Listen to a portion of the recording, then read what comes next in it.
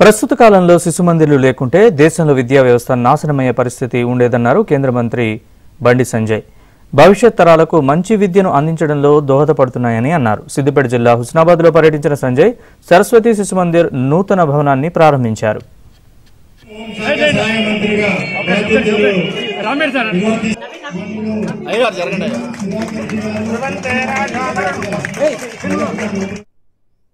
ఇవాళ నేను ఎంపీ అయినా అంటే ఈ సరస్వతి శిశుమందిర్ విద్యా సంస్థలు నేర్చుకోవడానికి ఆ దేశం, ధర్మం, సమాజం, సంస్కారం అనేటువంటి ఒక ఆలోచనతోని ముందుకు వస్తాయి కాబట్టి ఈరోజు ఎంపీనైనా.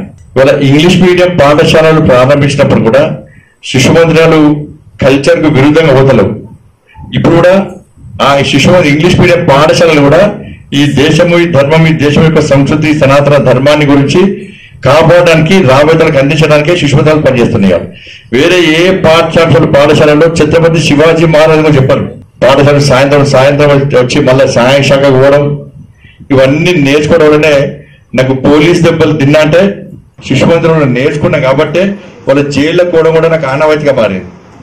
పోలీస్ కేసులు 109 కేసులు నా మీద, దేశంలో ఎవరు 109 కేసులు నా మీద ఉన్నాయి. బయట ఏడవైనా కూడా నేను శిశుమందిర్ స్టూడెంట్ అని గల్లా ఎదుర్కొని చెప్పిన పరిస్థితి వచ్చింది. వాళ్ళ కార్పొరేట్ విద్యా సంస్థలు వచ్చినాయి. వాళ్ళ శిశుమందిర్తో పాటు చిన్న చిన్న విద్యా సంస్థలు కూడా మొత్తం తెరవడానికి చెప్పుతున్నాయి.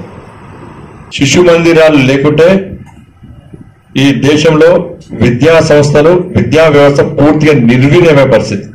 ఇవాళ ప్రభుత్వ శిశుమందిరాలు ఉన్నత స్థాయికి పోవాల్సిన అవసరం ఉన్నది.